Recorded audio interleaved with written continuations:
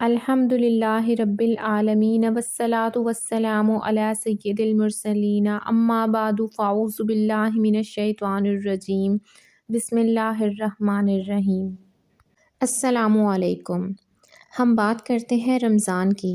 رمضان کا نام سنتے ہی ہم بہت زیادہ ایکسائٹڈ ہو جاتے ہیں کہ رمضان آ رہا ہے اور ہم رمضان کی تیاریوں میں لگ جاتے ہیں۔ کیا آپ رمضان کی تیاری ٹھیک طرح سے کرتے ہیں؟ رمضان کی تیاری کیسے کرنی چاہیے؟ آئیں مل کر رمضان کی تیاری کرتے ہیں، رمضان کو سمجھتے ہیں۔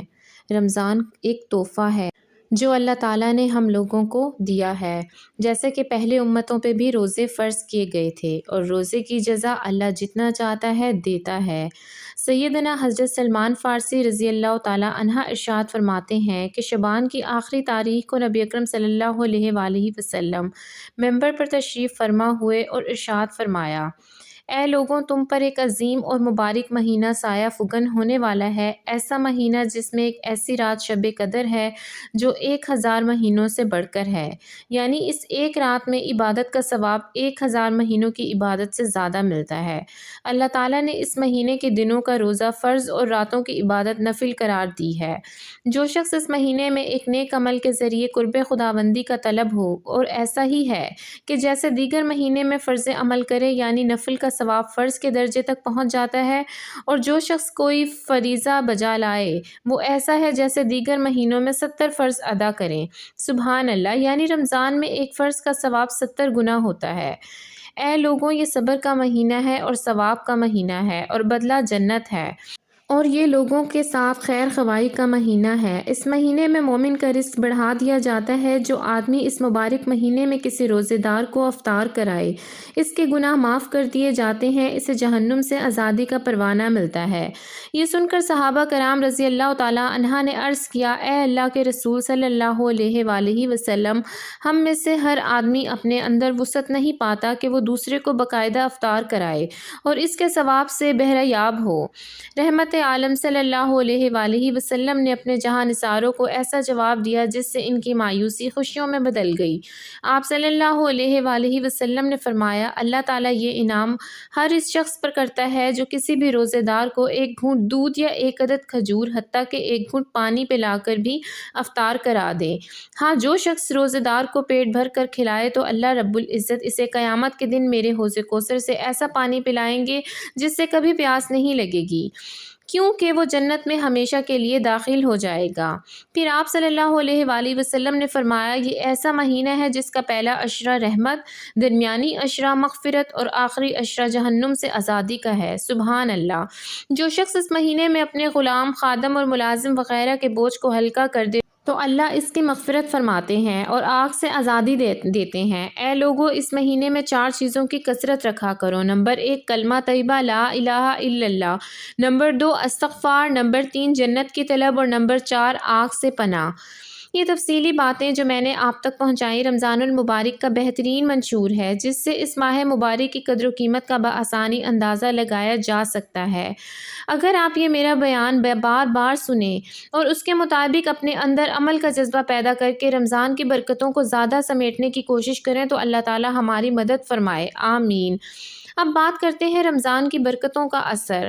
حضرت ابو ہریرہ رضی اللہ تعالیٰ عنہ سے مروی ہے کہ حضرت صلی اللہ علیہ وآلہ وسلم نے ارشاد فرمایا کہ جب رمضان کا مہینہ داخل ہوتا ہے تو آسمان کے دروازے، اور ایک روایت میں ہے کہ جنت کے دروازے، اور ایک روایت میں ہے کہ رحمت کے دروازے کھول دیے جاتے ہیں اور جہنم کے دروازے بند کر دیے جاتے ہیں اور شیطانوں کو زنجیریں پہنا دی جاتی ہیں۔ یہ مسلم شریف کی حدیث ہے اور اس کا ذکر بخاری شریف میں بھی آتا ہے۔ روزے داروں کے لیے جنت کا خصوصی دروازہ۔ حضرت سہیل بن سعد رضی اللہ تعالیٰ عنہ فرماتے ہیں کہ حضرت صلی اللہ علیہ وآلہ وسلم کا ارشاد نقل فرماتے ہیں کہ جنت کے 8 دروازے ہیں، ان میں ایک دروازہ ریان نامی ہے جس میں صرف روزے دار ہی داخل ہوں گے۔ یہ صحیح بخاری کی حدیث ہے اور اس کا ذکر مسلم شریف میں بھی آتا ہے۔ رمضان میں گناہوں کی بخشش۔ حضرت ابو ہریرہ رضی اللہ تعالیٰ عنہ سے روایت ہے کہ حضرت صلی اللہ علیہ وآلہ وسلم نے ارشاد فرمایا کہ جو شخص ایمان اور طلب ثواب کی نیت سے رمضان کا روزہ رکھے اس کے پچھلے گناہ بخش دیے جائیں گے، اور جو شخص ایمان و خلوص کے ساتھ رمضان میں عبادت کرے اس کے گزشتہ معاصیوں معاف کر دیے جائیں گے۔ اس طرح جو شخص شب قدر میں ایمان و احتساب کے ساتھ مشغول عبادت رہے اس کے پچھلے گناہ بھی معاف کر دیے جائیں گے۔ یہ حدیث بھی بخاری شریف کی ہے اور اس کا ذکر مسلم شریف میں بھی آتا ہے۔ رمضان میں خیر کی توفیق۔ حضرت ابو ہریرہ رضی اللہ تعالیٰ عنہ نے فرمایا کہ حضرت صلی اللہ علیہ وآلہ وسلم کا ارشاد ہے کہ جب رمضان کی پہلی رات ہوتی ہے تو شیطان اور سرکش و جنات قید کر دیے جاتے ہیں اور جہنم کے سب دروازے بند کر دیے جاتے ہیں، ان میں سے کوئی بھی دروازہ نہیں کھولا جاتا اور جنت کے سب دروازے کھول دیے جاتے ہیں، ان میں سے کوئی دروازہ بند نہیں کیا جاتا، اور ایک آواز لگانے والا آواز دیتا ہے کہ اے خیر کے طلبگار آگے بڑھ، اور اے برائی کا ارادہ کرنے والے پیچھے ہٹ، اور اللہ کے یہاں رمضان میں بہت سے لوگ جہنم سے آزاد کر دیے جاتے ہیں۔ یہ معاملہ ہر رات ہوتا ہے۔ سبحان اللہ۔ یہ حدیث ترمذی شریف کی ہے اور اس کا ذکر ابن ماجہ شریف میں بھی آتا ہے۔ روزہ دار کی دعا رد نہیں ہوتی۔ حضرت ابو ہریرہ رضی اللہ تعالیٰ عنہ سے روایت ہے کہ نبی کریم صلی اللہ علیہ وآلہ وسلم نے ارشاد فرمایا کہ روزہ دار کی دعا رد نہیں کی جاتی۔ حضرت ابو ہریرہ رضی اللہ تعالیٰ عنہ سے روایت ہے کہ پیغمبر علیہ الصلاۃ والسلام نے فرمایا کہ 3 شخصوں کی دعائیں رد نہیں کی جاتیں۔ نمبر 1 روزہ دار کی افطار کے وقت کی دعا، نمبر 2 عادل بادشاہ کی دعا، نمبر 3 مظلوم کی دعا۔ سبحان اللہ۔ روزہ افطار قرآن کی فضیلت۔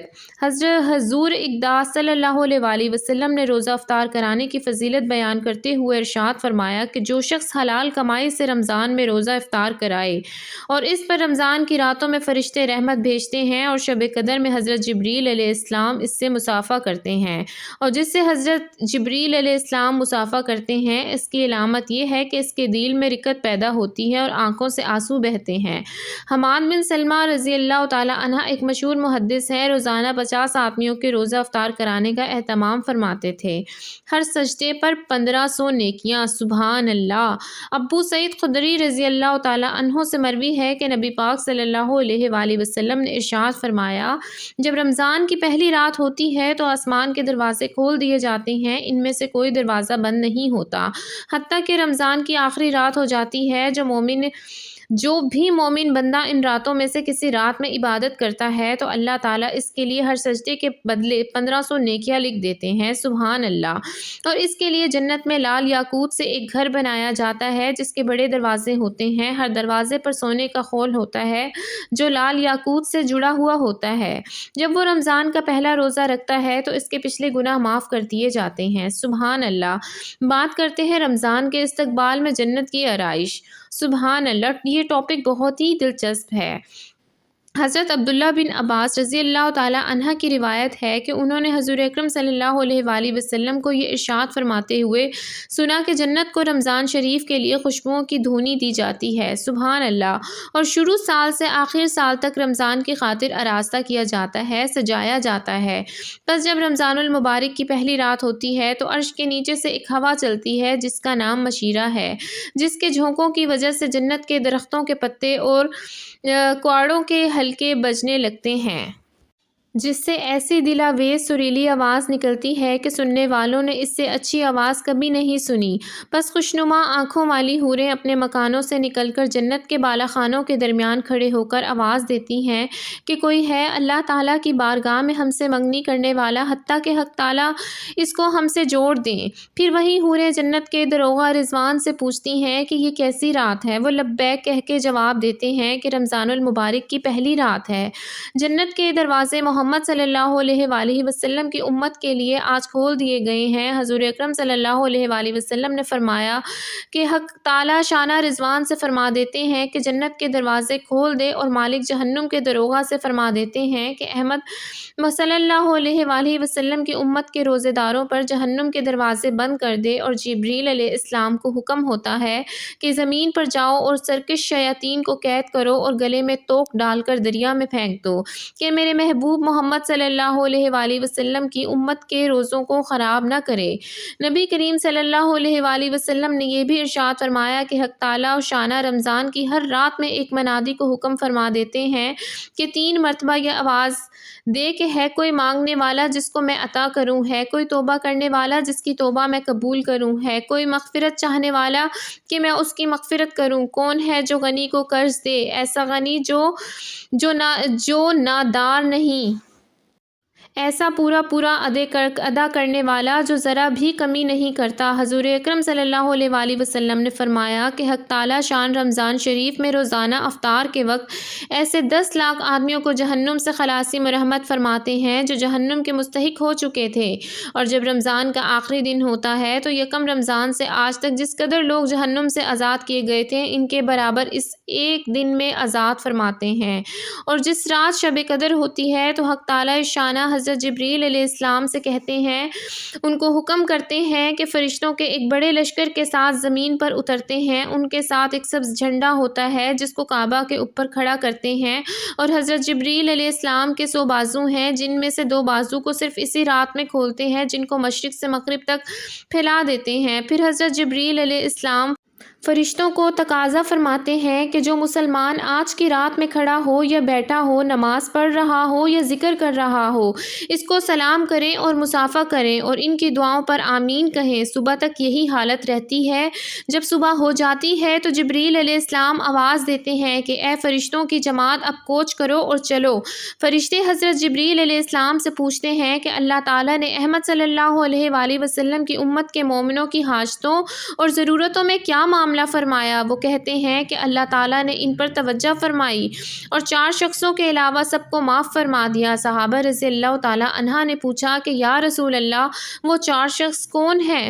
ارشاد ہوا، ایک وہ شخص جو شراب کا عادی ہو، دوسرا وہ شخص جو والدین کی نافرمانی کرنے والا ہو، تیسرا وہ شخص جو قطع رحمی کرنے والا ہو، چوتھا وہ شخص جو ناطہ توڑنے والا ہو، اور وہ شخص جو کینہ رکھنے والا ہو اور آپس میں قطع تعلق کرنے والا ہو۔ پھر جب عید الفطر کی رات ہوتی ہے تو اس کا نام آسمانوں پر لیا جاتا ہے، انعام کی رات سے لیا جاتا ہے، اور جب عید کی صبح ہوتی ہے تو حق تعالیٰ و شانہ فرشتوں کو تمام شہروں میں بھیجتے ہیں اور وہ زمین پر اتر کر تمام گلیوں راستوں کے سروں پر کھڑے ہو جاتے ہیں اور ایسی آواز سے جس کو جنات اور انسان کے سوا ہر مخلوق سنتی ہے پکارتے ہیں، اے محمد صلی اللہ علیہ وآلہ وسلم کی امت، اس کریم رب کی درگاہ کی طرف چلو جو بہت زیادہ عطا فرمانے والا ہے اور بڑے سے بڑے قصور کو معاف فرمانے والا ہے۔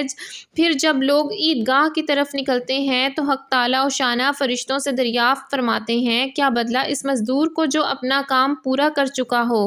وہ عرض کرتے ہیں کہ ہمارے معبود اور ہمارے مالک، اس کا بدلہ یہی ہے کہ اس کی مزدوری پوری دے دی جائے۔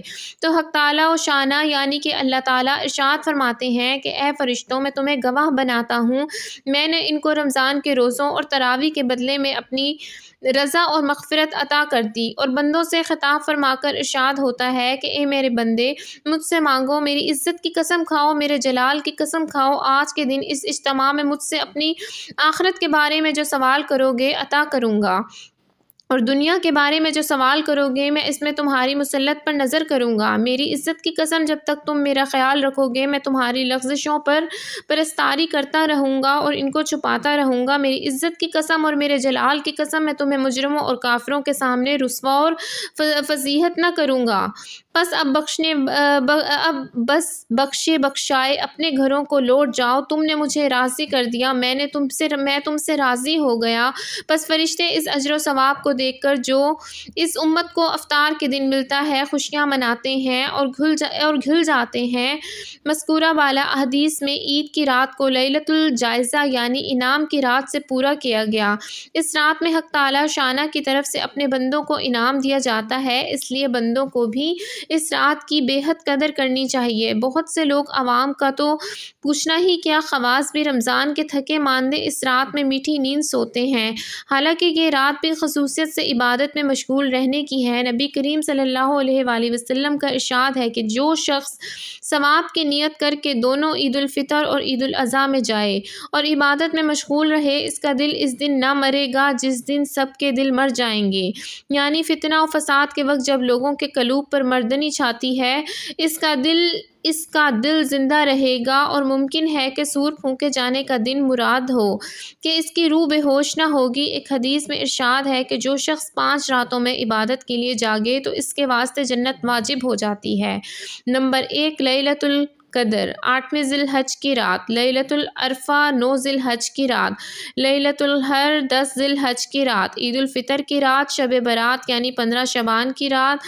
فقہائے کرام بھی عیدین کی رات میں جاگنا مستحب لکھا ہے۔